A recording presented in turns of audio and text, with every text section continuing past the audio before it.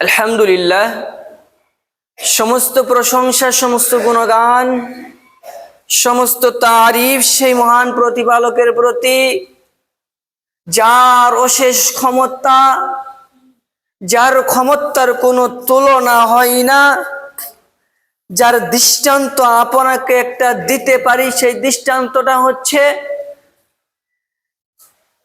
যে এই পুরো পৃথিবী এবং পুরো পৃথিবীর মধ্যে যা কিছু আছে,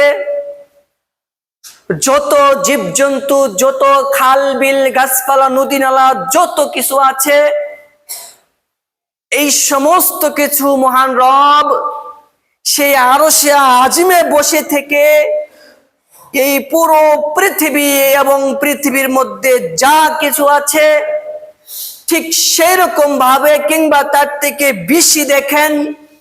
যেরকম ভাবে আমরা মানব জাতি কিংবা কোনো মানুষ যদি হাতের তালুর মধ্যে একটা চাউল কিংবা একটা সরিষার দানা রাখলে ওই চাউল এবং সরিষার দানাটাকে যেমন ভাবে দেখতে পাই, যেমন ভাবে ওই সরিষার দানাটাকে আমরা স্পষ্ট দেখতে পাই, মহান রব এই পুরো পৃথিবীটাকে, এই পৃথিবীর মধ্যে যা কিছু আছে, সমস্ত গাছপালা, নদী নালা, খাল বিল, পশু পাখি, এক কথায় যা কিছু আছে সমস্ত পৃথিবীকে আল্লাহ সুবহানাহু ওয়া তাআলা আরশে আজিম থেকে তার সিংহাসনে বসে এই পুরো পৃথিবীটাকে মানুষ যেভাবে ওই চাউলের দানা হাতের তালুর মধ্যে রাখলে কিংবা সরিষার দানা রাখলে যেই পরিমাণ দেখে, মহান রব তার থেকে কোটি কোটি গুণ বেশি এই পুরো পৃথিবীকে দেখে রাখেন। সুবহানাল্লাহ। সেই রবের প্রতি আমরা মন থেকে, দিল থেকে শুকরিয়া আদায় করি, সকলেই বলি আলহামদুলিল্লাহ। সম্মানিত উপস্থিতি, এখানে আরেকটি দৃষ্টান্ত আপনাকে দেওয়া যেতে পারে, আরেকটি কথা এখানে আপনাকে বলা যেতে পারে যে আমাদের মধ্যে অনেকে রয়েছি বা অনেক মানহাজের লোকই রয়েছি, অনেক লোকই রয়েছে, আমরা বলে থাকি যে মহান রব আল্লাহ তাআলা আমাদের প্রত্যেকের মধ্যেই থাকেন। আমরা এই জিনিসটা বলে দাবি করি, কিন্তু আমরা সেটা না বলি কি জন্য? যে প্রত্যেকের পৃথিবীর মধ্যে কোটি কোটি মানুষ রয়েছে, প্রত্যেকের মধ্যে যদি আল্লাহ তাআলা থাকেন, প্রত্যেকের মধ্যে যদি আল্লাহ তাআলা থাকেন, তাহলে আল্লাহ কতগুলো হতে পারে, আল্লাহর সংখ্যা কতগুলো হতে পারে? সম্মানিত উপস্থিতি, এই কথাটা কখনোই বলা যাবে না, বরং আপনাকে এইভাবে বলা যেতে পারে যে মহান রব আল্লাহ সুবহানাহু ওয়া তাআলা আপনার সাথে রয়েছেন, আপনার সাথে রয়েছেন ওই আরশে আজিম থেকে, প্রত্যেকের সাথে রয়েছেন, প্রত্যেকের সাথে রয়েছেন কিংবা প্রত্যেকের মধ্যে রয়েছেন। এই দুইটির মধ্যে, প্রত্যেকের সাথে রয়েছেন, প্রত্যেকের মধ্যে রয়েছেন, এই দুইটির মধ্যে কিছু পার্থক্য রয়েছে। যেমন একটি ফর এক্সাম্পল, উদাহরণস্বরূপ আপনাকে বোঝানো যেতে পারে, যেমন ধরুন আমি একটি ইউটিউব চ্যানেল খুলেছি কিংবা ফেসবুক পেজ খুলেছি, উভয়টার নাম দিয়েছি সৎ পথের সন্ধান ফর 3। এই নামে যদি ইউটিউবে সার্চ করেন তাহলে আমার চ্যানেল পাবেন, ইউটিউব চ্যানেল, এবং যদি ফেসবুক পেজে সার্চ করেন তাহলে এই চ্যানেলটা পাবেন সৎ পথের সন্ধান ফর 3। এবার আমি আপনাকে বললাম যে আমাকে সাবস্ক্রাইব করে দেন কিংবা আমাকে ফেসবুকে গিয়ে ফলো করে দেন, তখন আপনি হয়তো বলতে পারেন আপনারা যে হুজুর আপনি এগিয়ে যান, আমরা আপনার সাথে রয়েছি। কোথায় রয়েছি? সাথে রয়েছি। আপনি চালিয়ে যান, ইউটিউব চ্যানেল কিংবা ফেসবুক পেজ নিয়ে আপনি এগিয়ে যান, আপনার পাশে রয়েছি আমরা কিংবা আপনার সাথে রয়েছি। সম্মানিত উপস্থিতি, এই কথা বলার উদ্দেশ্য এটা নয় যে আপনারা আমার ভিতরে আছেন, বোঝাতে পারলাম? আমার সাথে রয়েছেন, আমার পাশে রয়েছেন, এই কথার উদ্দেশ্য হচ্ছে আমাকে ইউটিউব চ্যানেল বা কিংবা ফেসবুক পেজটা এগিয়ে নিয়ে যেতে সাহায্য করবেন, সাবস্ক্রাইব করবেন কিংবা ফলো করবেন, লাইক কমেন্ট শেয়ার করবেন। এই পাশে সাথে থাকার উদ্দেশ্য হচ্ছে এরকম। ঠিক সেরকমই মহান রব আমাদের ভিতরে নয়, বরং আমাদের সাথে রয়েছেন। কোথায় রয়েছেন? সাথে রয়েছেন। সাথে রয়েছেন মানে আমাদেরকে দেখেন, আমাদেরকে সাহায্য করেন, আমাদেরকে বিপদ থেকে রক্ষা করেন, আমাদেরকে রিজিক থেকে। এটা কোথায় থেকে? ওই আরশে আজিম থেকে তিনি আমাদের কোথায় রয়েছেন? সাথে রয়েছেন, আমাদের ভিতরে নয়। সম্মানিত উপস্থিতি, জিনিসটা আমাদেরকে খেয়াল করতে হবে। যদি আমরা এই কথাটা বিশ্বাস করে নেই যে আল্লাহ আমাদের মধ্যে রয়েছেন, তাহলে ঈমান থাকবে না।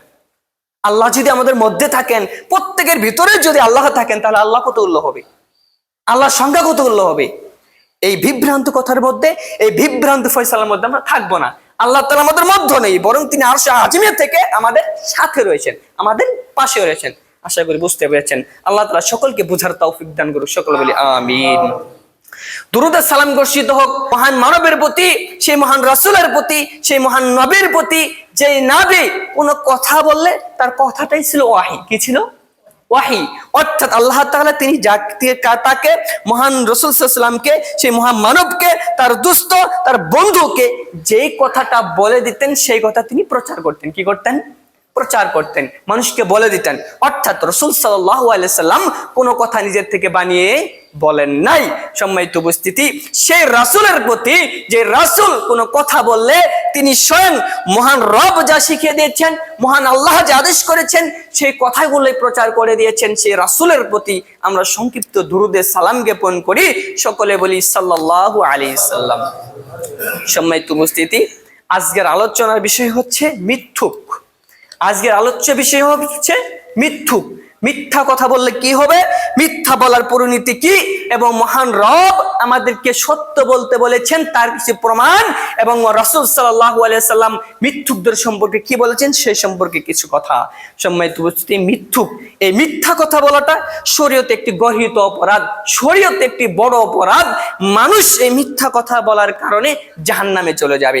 আর এই মিথ্যা কথা বললে আল্লাহ সুবহানাহু ওয়া তাআলা তাকে সৎ পথে পরিচালিত করবেন না। কোথায় পরিচালিত করবেন না? সৎ পথে, সঠিক পথে, হেদায়েতের পথে পরিচালিত করবেন না। সম্মানিত উপস্থিতি, এমন আল্লাহ সুবহানাহু ওয়া তাআলা তার মহাগ্রন্থগুলির মধ্যে সূরাতুজ জারিয়াত 10 নং আয়াতের মধ্যে তিনি বলে দিলেন কুতিলাল খাররাসুন। আল্লাহ সুবহানাহু ওয়া তাআলা বলতেছেন, যারা মিথ্যা কথা বলে, যারা মিথ্যার আশ্রয় নেই, যারা মিথ্যা পথে চলবে, মিথ্যা কথা বলবে, তারা ধ্বংস, তারা ধ্বংস। যারা মিথ্যা কথা বলবে তারা কি হবে? ধ্বংস হয়ে যাবে। এই মিথ্যা কথাটা, এই কথাগুলো কাদের উদ্দেশ্যে বলা হলো? এখানে বলা হয়েছে, তার ব্যাখ্যায় বলা হয়েছে মিথ্যুক কারা, ওই সমস্ত মিথ্যুকদের কথাই বলা হয়েছে যারা ধ্বংস হবে। তারা কারা? তারা হচ্ছে কিছু নামধারী আলেম। কারা? নামধারী আলেম রয়েছে, সাধারণ মানুষও রয়েছে, কিন্তু এখানে নামধারী আলেমের কথা বলা হয়েছে। কিভাবে?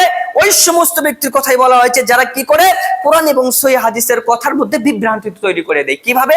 একজন আলেম তার মানহাজকে টিকিয়ে রাখার জন্য, তার দলকে টিকিয়ে রাখার জন্য রাসূল সাল্লাল্লাহু আলাইহি সাল্লাম এবং আল্লাহ তাআলা যে হুকুমগুলো দিয়েছেন, যে কথাগুলো বলেছেন, সেই কথাগুলো অপর একজন ব্যক্তির সাথে বিরোধিতা করে। অর্থাৎ কোন ব্যক্তি যদি সহি কথা বলে, কোন ব্যক্তি যদি আল্লাহ এবং রাসূল সাল্লাল্লাহু আলাইহি ওয়াসাল্লাম সম্পর্কে সঠিক বার্তা তথ্য দেয়, সেই কথাগুলো তার বিরুদ্ধে বলে মানুষের মাঝে সেই কথাগুলোকে মিথ্যাভাবে ছড়িয়ে দেয়, তার দলকে টিকিয়ে রাখার জন্য, তার মানহাজকে বাঁচিয়ে রাখার জন্য, মানুষের কাছে ভালোবাসা পাওয়ার জন্য।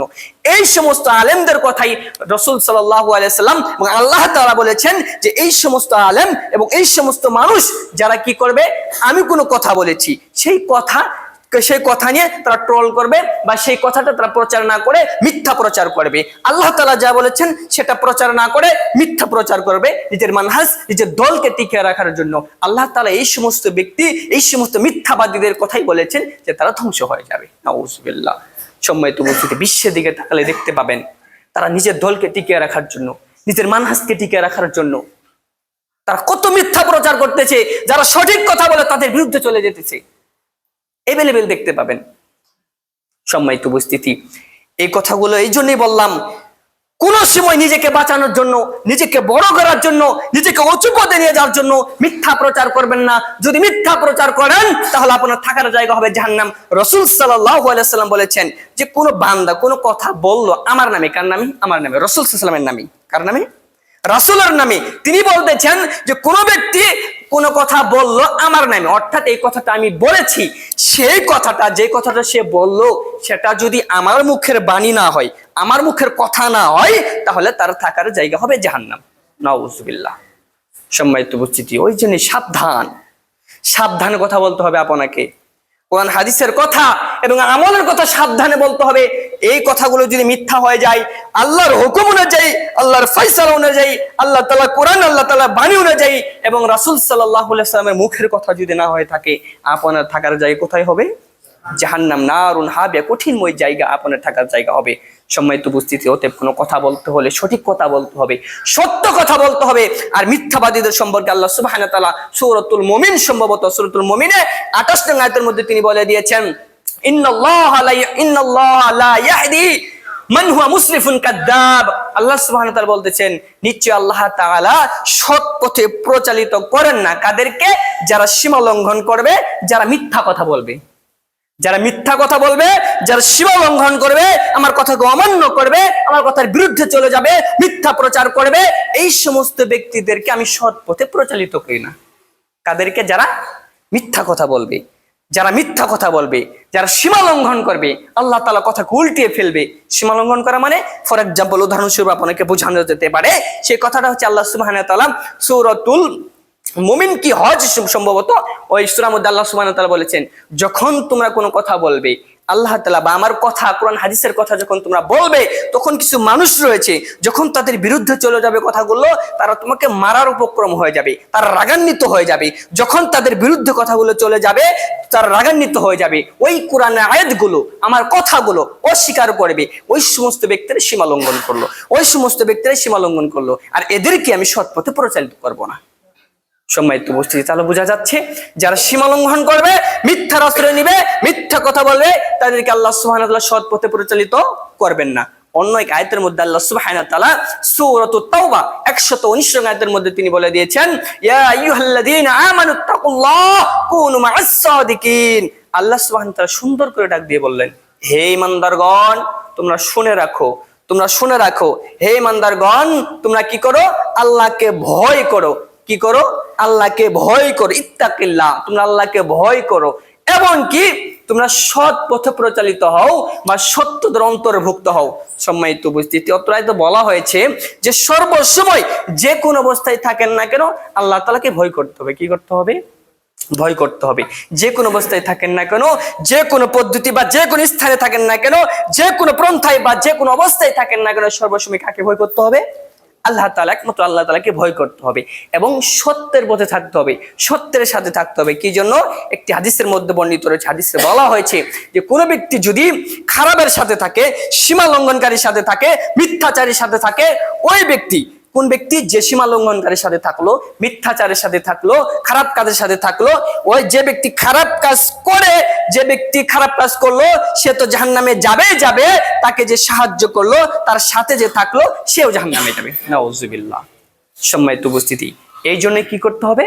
সৎ পথ অবলম্বন করতে হবে, সত্যের সাথে থাকতে হবে, মিথ্যা থেকে বিরত থাকতে হবে, সত্যের সাথে থাকতে হবে, সর্বসময় সৎ কাজ করতে হবে, সত্য কথা বলতে হবে। সম্মানিত উপস্থিতি, এমন একটি হাদিসের মধ্যে বর্ণিত রয়েছে, আবু উমামা রাদিয়াল্লাহু তাআলা থেকে বর্ণিত, তিনি বলেন, আল্লাহ রাসূল সাল্লাল্লাহু আলাইহি ওয়াসাল্লাম বলেছেন যে ওই ব্যক্তির জন্য আমি জান্নাতে একটি ঘর নিয়ে দেওয়ার জন্য জিম্মেদারি হয়ে যাব। কি হয়ে যাব? জিম্মেদারি হয়ে যাব, আপনাকে ঘর নিয়ে দিবে। এটা রাসূল সাল্লাল্লাহু আলাইহি ওয়াসাল্লাম কথা দিয়ে দিবেন। কোন ব্যক্তির জন্য? যে ব্যক্তি কৌতুক করে হলো মিথ্যা কথা বলবে না। কি বলবে না? মিথ্যা কথা বলবেন। কৌতুক করে মানে, সাপোজ ধরুন অনেকে রয়েছে নাটক সিনেমা করে, যদি এগুলো জায়েজ নেই, এগুলোর ভিতরেও মজা করে হলো, কৌতুক করে হলো মানে মজা করে হলো, ঠাট্টা করে হলো, যে ব্যক্তি মিথ্যা থেকে বিরত থাকতে হবে, মিথ্যা কথা থেকে বিরত থাকতে পারবে, আল্লাহ রাসূল সাল্লাল্লাহু আলাইহি ওয়াসাল্লাম বলেছেন ওই ব্যক্তিকেই আমি জান্নাতে একটি ঘর নিয়ে দেওয়ার জন্য জিম্মেদারি হয়ে যাব। সুবহানাল্লাহ। সম্মানিত উপস্থিতি, তাহলে দেখেন সত্যর কি গুণ। মিথ্যা থেকে বিরত থাকলে আপনার মর্যাদা, আপনার সম্মান কতটুকু দিয়েছেন রাসূল সাল্লাল্লাহু আলাইহি ওয়াসাল্লাম। তিনি বলেছেন যে তুমি যদি মিথ্যা থেকে বিরত থাকতে পারো, তোমাকে জান্নাতে একটি ঘর নিয়ে দেব। সম্মানিত উপস্থিতি, জান্নাতে যদি একটি ঘর নিয়ে দেয় আল্লাহ রাসূল সাল্লাল্লাহু আলাইহি ওয়াসাল্লাম, তাহলে আপনি জান্নাতের বাইরে থাকবেন? অবশ্যই জান্নাতের ভিতরে থাকবেন। জান্নাতে একটি ঘর নিয়ে দেওয়া মানে কি? জান্নাতের মধ্যে থাকবেন আপনি। কি করতে হবে? সত্য পথে চলতে হবে, সত্য কথা বলতে হবে, মিথ্যা থেকে বিরত থাকতে হবে। সম্মানিত উপস্থিতি, এমন আরেকটি হাদিসের মধ্যে বর্ণিত রয়েছে, আব্দুল্লাহ ইবনে উমর রাদিয়াল্লাহু তাআলা হতে বর্ণিত, তিনি রাসূল সাল্লাল্লাহু আলাইহি ওয়াসাল্লাম বলেছেন যে কোন ব্যক্তির মাঝে যদি চারটি জিনিস থাকে, কয়টি জিনিস? চারটি জিনিস। আল্লাহ রাসূল সাল্লাল্লাহু আলাইহি ওয়াসাল্লাম বলেছেন কোন ব্যক্তির মধ্যে যদি চারটি জিনিস থাকে, তাহলে পুরো পৃথিবীর মধ্যে যত কিছু রয়েছে, যত সম্পদ রয়েছে, সমস্ত কিছু যদি তার থেকে বিতাড়িত হয়ে যায়, তার থেকে হারিয়ে যায়, তার থেকে পৃথক হয়ে যায়, তাহলে তার কোনো ক্ষতি নেই। কি কি নেই? ক্ষতি নেই। কয়টি জিনিস থাকতে হবে? 4টি জিনিস। 1 নাম্বার হচ্ছে আমানত থাকতে হবে। আমানত খেয়ানত করা যাবে না, আমানত রক্ষা করতে হবে। আপনার কাছে একজন ব্যক্তি 500 টাকা রেখে দিয়েছে, 500 টাকা দিয়েছে, সেই 500 টাকা আপনি খেয়ে ফেললেন। 1 মাস পরে আপনার থেকে নিবে, 1 মাস পরে আপনার থেকে পেল না। এটা হচ্ছে আমানতের খেয়ানত। কি? আমানতের খেয়ানত। আপনার কাছে 500 টাকা দিয়েছে, 500 টাকা নোট দিয়েছে, আপনি যেদিন সে আপনার কাছ থেকে টাকা চাইবে সেই দিন যদি 500 টাকা না দিয়ে খুচরো টাকা দেন, এটাও আমানতের খেয়ানত হবে। আমানত কাকে বলে বুঝতে পারছেন? একটা জিনিস আপনাকে রেখে দিয়েছে, আপনার কাছে দিয়েছে, সেই জিনিসটাকে আপনি নষ্ট করে ফেললেন, এটা আমানতের খেয়ানত করলেন। এটা করা যাবে না। 4টি জিনিসের মধ্যে এই জিনিসটা ঠিক রাখতে হবে, আমানত রক্ষা করতে হবে। 2 নাম্বার হচ্ছে সত্য কথা বলতে হবে। কি কথা বলতে হবে? সত্য কথা বলতে হবে। আজকের বিষয় যেটা, সেটা হচ্ছে মিথ্যা থেকে বিরত থাকতে হবে। 2 নম্বর। 1 নম্বর হচ্ছে কি? আমানত রক্ষা করতে হবে। 2 নম্বর হচ্ছে কি? মিথ্যা থেকে বিতাড়িত থাকতে হবে, মিথ্যা থেকে বেঁচে থাকতে হবে, সৎ পথে পরিচালিত হতে হবে।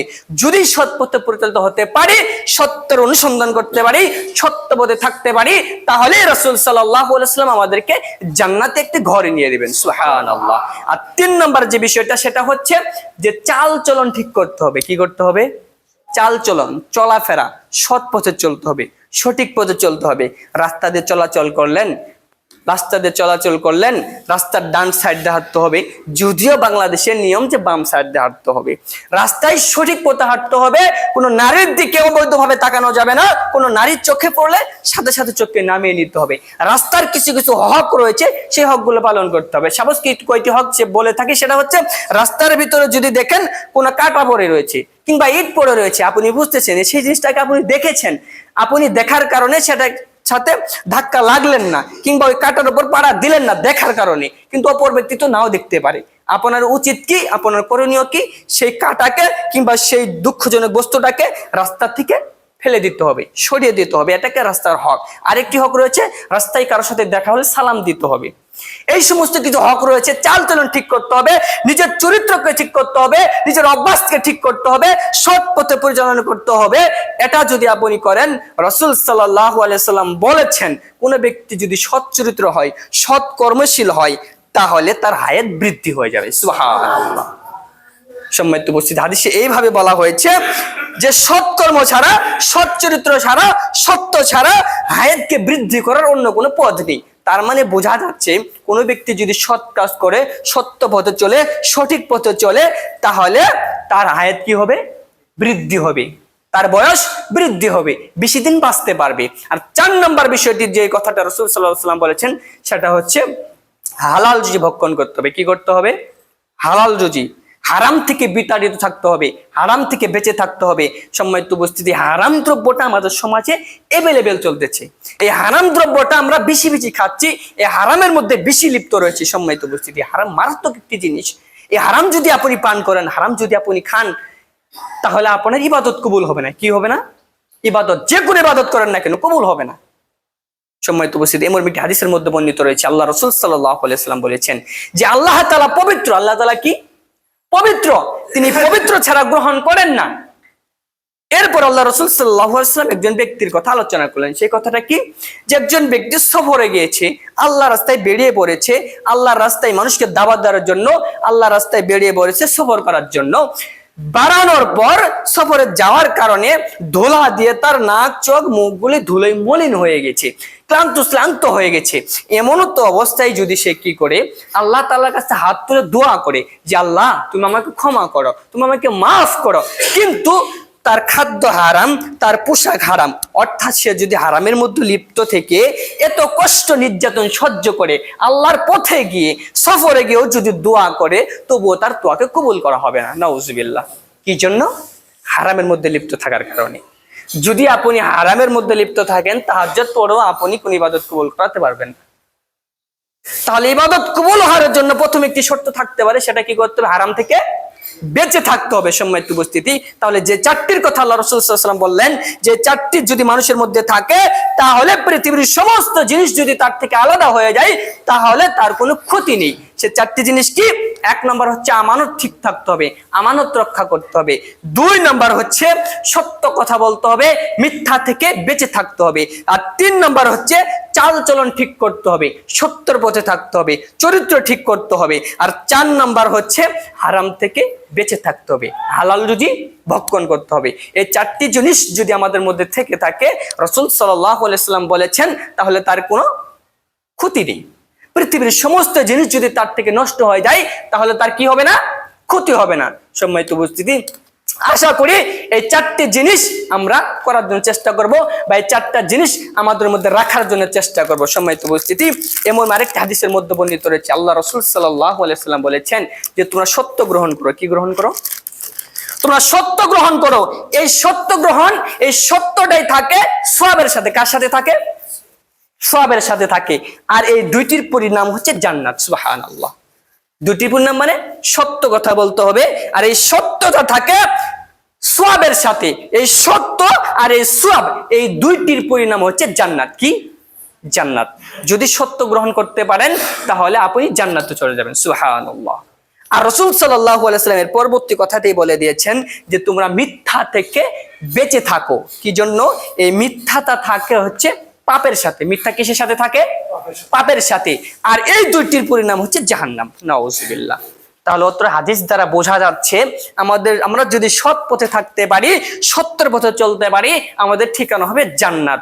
আর যদি আমরা মিথ্যা পথে চলি, পাপের সাথে থাকি, তাহলে আমাদের থাকার জায়গা হবে কোথায়? জাহান্নাম। সম্মানিত উপস্থিতি, এই জিনিসটা খেয়াল করতে হবে। আল্লাহ সুবহানাহু ওয়া তাআলা আমাদেরকে এই বিষয়গুলো বুঝার জন্য তৌফিক দান করুন। সকলে বলি আমিন। এমন অপর একটি হাদিসের মধ্যে বর্ণিত রয়েছে, আবু হুরায়রা রাদিয়াল্লাহু তাআলা থেকে বর্ণিত, তিনি বলেন রাসূল সাল্লাল্লাহু আলাইহি সাল্লাম বলেছেন, আল্লাহ তাআলা কিয়ামতের দিন 3 শ্রেণী ব্যক্তির সাথে কথা বলবেন না। কয় শ্রেণীর? 3 শ্রেণী ব্যক্তির সাথে কথা বলবে না। শুধু তাই নয়, তাদেরকে পবিত্রও করবেন না। শুধু তাই নয়, অন্য বর্ণনায় রয়েছে তাদের দিকে করুণার দৃষ্টিও দিবেন না।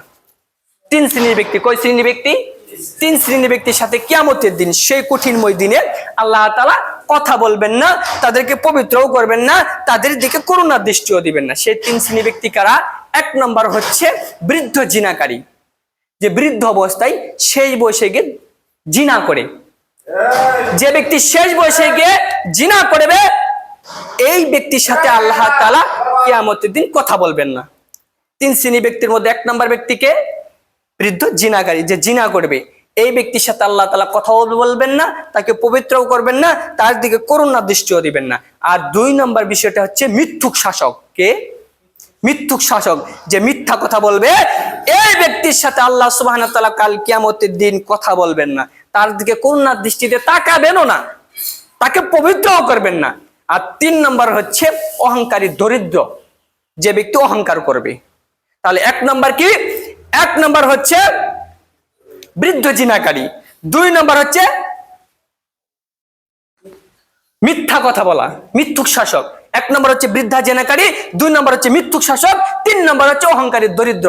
এই 3 শ্রেণী ব্যক্তির সাথে আল্লাহ সুবহানাহু ওয়া তাআলা কাল কিয়ামতের দিন কথা বলবেন না, তার দিকে করুণার দৃষ্টিতে তাকাবেন না, তার দিকে করুণার দৃষ্টিতে তাকাবেন না, এবং তাকে পবিত্রও করবেন না। নাউযুবিল্লাহ। সম্মানিত উপস্থিতি, অতএব এই 3টি কাজ আমাদেরকে দেখতে হবে। জিনা করা যাবে না, জিনা থেকে বেঁচে থাকতে হবে। আর 2 নম্বর হচ্ছে মিথ্যুক শাসক, অর্থাৎ মিথ্যা কথা বলা যাবে না, মিথ্যার আশ্রয় নেওয়া যাবে না। আর 3 নম্বর হচ্ছে অহংকার থেকে বেঁচে থাকতে হবে। তাহলেই না আমরা আল্লাহ সুবহানাহু ওয়া তাআলা আমাদেরকে করুণা দৃষ্টি দিবেন, আমাদের দিকে তাকাবেন। আর এই 3টি বিষয় যদি, বা 3টির কোনো একটি যদি আমাদের মধ্যে থাকে, আল্লাহ সুবহানাহু ওয়া তাআলা আমাদের দিকে তাকাবেন না, আমাদেরকে পবিত্রও করবেন না, আমাদেরকে পরিশুদ্ধও করবেন না, আমাদের দিকে দেখবেনও না। সম্মানিত উপস্থিতি, আশা করি 3টি বিষয় থেকে বেঁচে থাকবো ইনশাআল্লাহ। আল্লাহ তাআলা সকলকে তৌফিক দান করুন, আমিন। এর পরবর্তী হাদিসের মধ্যে বর্ণিত রয়েছে, আল্লাহ রাসূল সাল্লাল্লাহু আলাইহি সাল্লাম বলেছেন, হাদিসটি আবু হুরায়রা রাদিয়াল্লাহু তাআলা থেকে বর্ণিত, তিনি বলেন যে রাসূল সাল্লাল্লাহু আলাইহি সাল্লাম বলেছেন যে মুনাফিকের কিছু আলামত রয়েছে, তার মধ্যে 3টি আলামত হচ্ছে, 1 নম্বর আলামত হচ্ছে মিথ্যা কথা বলা। কি বলা? মিথ্যা কথা বলা, মিথ্যার আশ্রয় নেওয়া, এটা হচ্ছে মুনাফিকের একটা আলামত। আরেকটা আলামত হচ্ছে অঙ্গীকার ভঙ্গ করা, কথা দিয়ে কথা না রাখা। সাপোজ ধরুন একজন ব্যক্তিকে আপনি কথা দিয়েছেন যে আমি অমুক দিন তোমার বাড়িতে গিয়ে হাজির হব, তুমি আর আমি একসাথে ঢাকাতে চলে যাব কিংবা জামালপুরে চলে যাব কিংবা যে কোনো একটা জায়গায় যাব, এরকম একটা কথা দিলেন। আপনি যদি সেই কথাকে রক্ষা না করেন, অর্থাৎ সেই দিন যদি তার বাড়িতে না পৌঁছাতে পারেন, তাহলে আপনি অঙ্গীকার ভঙ্গ করলেন, কথা দিয়ে কথা রাখলেন না। এটা হচ্ছে মুনাফিকের আলামত, এটা হচ্ছে মুনাফিকের আলামত। আর 3 নম্বর হচ্ছে আমানতের খেয়ানত করা, যে কথাটা আগে বললাম অপর হাদিসের মধ্যে, সেটা হচ্ছে আমানত রক্ষা না করা। এই 3টি জিনিস হচ্ছে মুনাফিকের আলামত। আর এই মুনাফিকের কথা বলা হচ্ছে, রাসূল সাল্লাল্লাহু আলাইহি সাল্লাম বলেছেন মুনাফিকের ঠাঁই হবে জাহান্নামের সর্বনিম্ন স্তরে, নাউযুবিল্লাহ। তাহলে বোঝা যাচ্ছে আপনি যদি মিথ্যা কথা বলেন, আপনি মুনাফিকের আলামতের মধ্যে একটা আলামত আপনার মধ্যে রইল, আপনিও মুনাফিকের কাতারের মধ্যে পড়লেন। আর আপনার ঠিকানা কোথায় হবে? জাহান্নামে, নিম্ন স্তরে। সম্মানিত উপস্থিতি, আপনাকে আমি কি দ্বারা বুঝাবো? মিথ্যা কথা বললে আপনার জন্য কত ক্ষতি এবং কত যন্ত্রণাদায়ক শাস্তি হতে পারে আপনি তো কল্পনাও করতে পারবেন না। সম্মানিত উপস্থিতি, আমি যে কথাগুলো বলবো প্রত্যেকটা কথার পিছনে যদি প্রমাণ না দিতে পারি, জীবনে কোনো ব্যক্তির সামনে, জীবনে কোনো মসজিদে বক্তব্য দিব না ইনশাআল্লাহ। আপনি যদি চান যে কথাটা বললেন, যে হাদিসটা বললেন, আমাকে প্রমাণ দেন, সাথে সাথে প্রমাণ দিয়ে দিতে পারবো আমি ইনশাআল্লাহ। কিন্তু এই কথাটা এই জন্যই বললাম, আমি এই কথাটা এই জন্যই বললাম, আপনাকে প্রত্যেক কথা মানতে হবে, প্রত্যেক বিষয় আপনি মানতে বাধ্য। মানবেন না কেন? আপনি কেন মানবেন না? যদি আপনি হাদিসকে অস্বীকার করেন, রাসূল সাল্লাল্লাহু আলাইহি সাল্লাম বলেছেন কোন ব্যক্তি যদি হাদিসকে অস্বীকার করে সে কাফের হয়ে যাবে, নাউযুবিল্লাহ। কি হবে? কাফের হয়ে যাবে। আপনি মানবেন না মানবেন এটা আপনার ব্যক্তিগত বিষয়, কিন্তু আমি যে হাদিসটা বলবো, যে কথাটা আল্লাহ রাসূল সাল্লাল্লাহু আলাইহি সাল্লামের কথাটা বলবো, সেটা যদি আপনার বিরুদ্ধে চলে যায়, আপনি না মানলে না মানবেন, কিন্তু সেই হাদিসটাকে অস্বীকার করা যাবে না। কি করা যাবে না? অস্বীকার করা যাবে না। এই হাদিস কোরআনকে যদি আপনি অস্বীকার করেন, তাহলে আপনার থাকার জায়গা কোথায় হবে? জাহান্নাম হবে। কারণ আপনি কাফের হলে তো জান্নাতে যেতে পারবেন না, জাহান্নামে যেতে হবে। সম্মানিত উপস্থিতি, এই মিথ্যা সম্পর্কে আরেকটি হাদিসের মধ্যে বর্ণিত রয়েছে। আল্লাহ রাসূল সাল্লাল্লাহু আলাইহি ওয়াসাল্লাম বলেছেন, হাদিসটি আবু হুরায়রা রাদিয়াল্লাহু তাআলা থেকে বর্ণিত। তিনি বলেছেন, রাসূল সাল্লাল্লাহু আলাইহি ওয়াসাল্লাম বলেন যে তোমরা কারো সম্পর্কে ধারণা করো না, সাবধান, তোমরা কারো সম্পর্কে ধারণা করো না। কি করো না? ধারণা করো না। কারণ অনেক সময় ধারণা মিথ্যা হয়ে যেতে পারে। কিভাবে? সাপোজ আপনাকে ফর এক্সাম্পল, উদাহরণস্বরূপ আপনাকে বোঝানো যেতে পারে যে লবণ আর চিনির রং এক হলো, তার স্বাদ কি? ভিন্নতা। তার স্বাদ কি? ভিন্নতা। লবণের এক স্বাদ, চিনির এক স্বাদ, কিন্তু তার কালার কি? একই, সাদা। ঠিক সেরকমই আমার চেহারা কালো হতে পারে, আমার চরিত্র তো ভালোও হতে পারে। আপনার চেহারা কালো হতে পারে, কিন্তু আপনার চেহারা কালো হলেও চরিত্র তো ভালো হতে পারে। একজন মানুষের চেহারা ফর্সা, সে সুন্দর, তার মানে যে তার চরিত্র, তার স্বভাব ভালো, এটা নয়। সম্মানিত উপস্থিতি, এই কথাই আল্লাহ রাসূল সাল্লাল্লাহু আলাইহি ওয়াসাল্লাম বলেছেন যে তোমরা কারো চেহারা দেখে, কারো দিকে লক্ষ্য করে গরিব বলে কিংবা তার চেহারা কালো বলে, সে ফকির বলে, তার চেহারার দিকে তাকিয়ে ধারণা করে কোনো কথা বলো না। কারণ অনেক সময় ধারণা কি হয়? মিথ্যা হয়। সম্মানিত উপস্থিতি, ফর এক্সাম্পল, ওই জন্য আপনাকে বললাম যে লবণ আর চিনির কালার যদিও এক, কিন্তু তার স্বাদ কি? ভিন্নতা। এই কথা দ্বারা আপনাকে বোঝানো যেতে পারে যে কালো মানুষের স্বভাব ভালো হতে পারে, চরিত্র ভালো হতে পারে। সাদা মানুষ কি হতে পারে? চরিত্র ভালো হতে পারে, চরিত্র খারাপও হতে পারে। এতে চেহারার সাথে কোনো সংযুক্ত নেই। সম্মানিত উপস্থিতি, এই জন্য রাসূল সাল্লাল্লাহু আলাইহি সাল্লাম বলেছেন যে তোমরা কাউকে ধারণা করে কোনো কথা বলো না। একজন ব্যক্তিকে দেখলেন চুল হয়তো একটু লম্বা, হয়তো পোশাকে ঠিক নেই, কিন্তু আপনি তাকে ধারণা করলেন এই লোকটা মনে হয় গাঁজাখোর। ধারণা করেন অনেকেই। আবার অনেকে রয়েছে যে হুজুরকে দেখেও বলে যে সব হুজুর একই। একটা হুজুর যদি খারাপ কাজ করে, তাহলে সব হুজুরকে দেখে কি বলে? যে হুজুররা এরকমই। একজন হুজুর যদি খারাপ হয়, সব হুজুর কি খারাপ হবে? আপনি নিজেই কল্পনা করে দেখেন যে আপনি যদি ভালো হয়ে থাকেন, আপনি যে কথাটা বললেন, আপনি তো ধোয়া তুলসী পাতা নয়। আপনার মধ্যে তো খারাপই থাকতে পারে। বা আপনি যদি ভালো হয়ে থাকেন, আপনার ভাই খারাপ, আপনার ভাই যদি ভালো হয়, আপনি খারাপ। সবাই কি নয়? এক নয়। সম্মানিত উপস্থিতি, জিনিসটা আপনাদের খেয়াল করতে হবে। কারো চেহারা দেখে, কারো হাঁটা দেখে বা কাউকে দেখে ধারণা করা ঠিক নয়। এই জিনিসটা থেকে আমরা বিরত থাকতে হবে। কারণ এই জিনিসের মধ্যে লিপ্ত থাকলে অনেক সময় আমরা মিথ্যার মধ্যে লিপ্ত হয়ে যাব। সম্মানিত উপস্থিতি, আর মিথ্যার মধ্যে লিপ্ত হলে কি হবে? এর শাস্তি ভয়াবহতা। এবার যে হাদিসটি বলবো, সেই হাদিসটি শুনলে আপনি অবাক হয়ে যাবেন, চমকে যাবেন।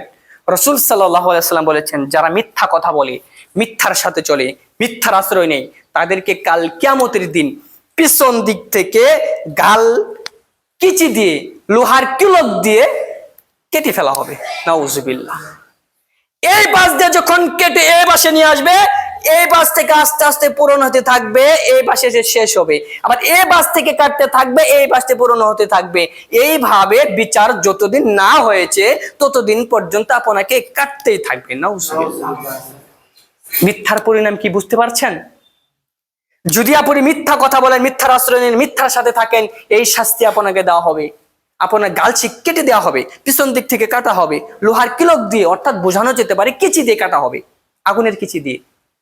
সম্মানিত উপস্থিতি, যদি মিথ্যা কথা বলেন, ওই সমস্ত আলেমদেরকে ভাবে কঠিন কিয়ামতের দিন গালছি কেটে ফেলা হবে আগুনের কিচি দ্বারা। যেই সমস্ত আলেমরা রাসূল যা বলেছেন, আল্লাহ যা হুকুম দিয়েছেন, তাদের দলকে টিকে রাখার জন্য যারা ওই সহিহ কথাগুলো, সঠিক কথাগুলোর বিরুদ্ধে কথা বলবে, জাল জয়ীফ হাদিস কথা বলবে, মিথ্যা প্রচার করবে, যারা সঠিক কথা বলে তাদের বিরুদ্ধে যারা চলবে, এই সমস্ত আলেমদেরকে, এই সমস্ত বক্তাদেরকে, এই সমস্ত মানুষদেরকে কাল কিয়ামতের দিন কঠিন ময়দানে তাদের গালছি আগুনের কিচি দ্বারা কেটে ফেলা হবে। নাউজুবিল্লাহ। অতএব সাবধান হয়ে যান। কোনো কথা বললে আপনাকে কথা হুশ করে বলতে হবে। রাসূল সাল্লাল্লাহু আলাইহি ওয়াসাল্লামকে সম্পর্কে কোনো কথা বললে সঠিক কথা বলতে হবে। মিথ্যা কথা যদি বলেন, আপনার থাকার জায়গা তো হবে জাহান্নামে। জাহান্নামের মধ্যে আপনার গালসিগুলো আগুনে কিছু দ্বারা কেটে ফেলা হবে। নাউজুবিল্লাহ। সম্মানিত উপস্থিতি, আল্লাহ সুবহানাহু ওয়া তাআলা আমাদের সকলকে এই মিথ্যা থেকে বেঁচে থাকার জন্য তৌফিক দান করে। সকল বলি আমিন। সর্বশেষ একটি হাদিস, সেই হাদিসটি হচ্ছে রাসূল সাল্লাল্লাহু আলাইহি ওয়াসাল্লাম বলেছেন যে কয়েকটি জায়গায় মিথ্যা বলা জায়েজ রয়েছে। কি বলেছেন? কয়েকটি জায়গায়, 3টি জায়গার কথা উল্লেখ করা হয়েছে। কয়টি জায়গায়? 3টি জায়গায় আপনি মিথ্যা বলতে পারবেন। শুনে নেন, 3 জায়গায় মিথ্যা বলতে পারবেন। কয় জায়গায়? 3 জায়গায়। এক জায়গায় হচ্ছে স্বামী স্ত্রীকে, কোথায়? স্বামী স্ত্রীকে কিংবা স্ত্রী স্বামীকে খুশি করার জন্য, কি করার জন্য? খুশি করার জন্য মিথ্যা বলতে পারে। এটা জায়েজ। কিভাবে? যেমন ধরুন, আপনার স্ত্রী যদি একটু কালো হয় বা ভালো দেখতে না হয়, আপনি যদি তাকে বলেন যে তুমি অনেক সুন্দর, চাঁদের থেকেও সুন্দর, পরীর মতো। আসলে কিন্তু আপনার স্ত্রী পরী নয়। কি নয়? পরী নয়, অতটা সুন্দরও নয়। আপনি যদি এই কথাটা বলে তাকে খুশি করতে পারেন, বা এই কথাটা বলেন যে তুমি অনেক সুন্দর, পরীর মতো সুন্দর, কিংবা আপনার স্ত্রী আপনাকে যদি কোনো কিছু বলে খুশি করাতে চাই, এই মিথ্যা বলা কি? জায়েজ। আরেকটি বিষয়, যুদ্ধক্ষেত্রে গিয়ে মিথ্যা বলা জায়েজ। কোথায়? যুদ্ধে গিয়ে। যুদ্ধে গিয়ে যদি আপনি মিথ্যা কথা বলেন বা মিথ্যা বলে সেখান থেকে বেঁচে ফিরতে পারেন, বা কাফিরদেরকে বা বিধর্মীদেরকে যদি ঘায়েল করতে পারেন, এই মিথ্যা বলা কি? জায়েজ। আরেকটি বিষয় হচ্ছে মীমাংসা করার মাধ্যমে, দুজনের মধ্যে মীমাংসা করে দিলেন। কেমন ভাবে? সাপোজ ধরুন দুজন ব্যক্তির মধ্যে ঝগড়ায় লিপ্ত হয়েছে, তাদের মধ্যে মীমাংসা করে দিলেন। কিংবা স্বামী স্ত্রী কিন্তু অনেক সময় ঝগড়ায় লিপ্ত হয় না, তাদের মধ্যে মীমাংসা করে দিবেন। এমন একটি মিথ্যা কথা, যে ছোট্ট একটি মিথ্যা কথা বললে তারা দুজন মিল হয়ে যেতে পারে, তাদের মধ্যে মীমাংসা হতে পারে, ওই সময় ছোটখাটো মিথ্যা বলা যেতে পারে। তাহলে আল্লাহ রাসূল সাল্লাল্লাহু আলাইহি ওয়াসাল্লাম বললেন 3 জায়গায় মিথ্যা বলা জায়েজ। 1, যুদ্ধক্ষেত্রে গিয়ে। কোথায়? যুদ্ধক্ষেত্রে গিয়ে। 2, স্বামী স্ত্রীকে এবং স্ত্রী স্বামীকে খুশি করার জন্য যদি কোনো রূপক কথা বা কোনো কথা বলে মিথ্যা, তাহলে জায়েজ। আর 3 নম্বর কোথায়? মীমাংসা করার মাধ্যমে দুজনের মধ্যে মীমাংসা করে দিলেন, মিল করে দিলেন, ওই জায়গাতে। এই 3 জায়গাতে আল্লাহ রাসূল সাল্লাল্লাহু আলাইহি ওয়াসাল্লাম বলেছেন মিথ্যা বলতে পারি, বাকি কোনো জায়গায় মিথ্যা বলা যাবে না। সম্মানিত উপস্থিতি, আল্লাহ সুবহানাহু ওয়া তাআলা আমাদের সকলকে এই বিষয়গুলো মানার জন্য, মিথ্যা থেকে বেঁচে থাকার জন্য তৌফিক দান করুন। সকলে বলি আমিন। বিশেষ দ্রষ্টব্য সেটা হচ্ছে যে মাহমুদপুর, হয়তো আপনারা অনেকে জানেন বা জানেন না, আমাদের মাদ্রাসাটা, যে মাদ্রাসায় আমি লেখাপড়া করি, সেই মাদ্রাসা প্রচার কম। লেখাপড়া যদিও মান উন্নত ভালো, কিন্তু প্রচার কম। সেই মাদ্রাসাটা হচ্ছে মাহমুদপুর বাজারের সম্ভবত পশ্চিম সাইডে, এবং কি বাঁশের ব্রিজ থেকে একটু ভিতরে, বাঁশের ব্রিজ সংলগ্ন হবে মাদ্রাসাটা, 2 তলা, মসজিদ সহ। সেখানে ভালো লেখাপড়া হয়। আপনারা সেখানে দান খরচ করার জন্য চেষ্টা করবেন, সেখানে যাবেন, আপনার সন্তানদেরকে সেখানে ভর্তি করে দিবেন। আর তাও যদি না পারেন, অত্যন্ত একদিন গিয়ে হলো দেখে আসবেন। সেই পরিবেশটা যদি আপনি দেখেন, আপনার মন ভরে যাবে, ইনশাআল্লাহ সেটা করা যায়। সুন্দর পরিবেশ। আপনার সন্তানদেরকে, ভাইদেরকে সেখানে ভর্তি করে দিবেন, সেখানে সাহায্য করেন, এবং আপনাদের দাওয়াত রইল, আপনারা সেখানে গিয়ে আমাদের মাদ্রাসাটা ভ্রমণ করে আসবেন, বিচরণ করে আসবেন। ইনশাআল্লাহ আশা করা যায়, যদি সেই পরিবেশটা দেখেন, ইনশাআল্লাহ আপনাদের অন্তর ভরে যাবে। আল্লাহ সুবহানাহু ওয়া তাআলা সকলকে তৌফিক দান করুন, সকলে বলে আমিন। আর একটি বিষয় সকলকে উল্লেখ করে বলতেছি, সেই কথাটা আমার ব্যক্তিগত, সেটা হচ্ছে যে আমার একটি ইউটিউব চ্যানেল রয়েছে আর একটি ফেসবুক পেজ রয়েছে। ইউটিউব চ্যানেল এবং ফেসবুক পেজ উভয়ের নাম হচ্ছে সৎ পথের সন্ধান 43। এখানে ইসলামিক ভিডিও কিছু ছাড়া হয়, উপদেশমূলক কিছু কথা বলা হয়। আপনারা সকলেই ফেসবুক পেজটি ফলো করে দিবেন এবং কি ইউটিউব চ্যানেল সাবস্ক্রাইব করে দিবেন।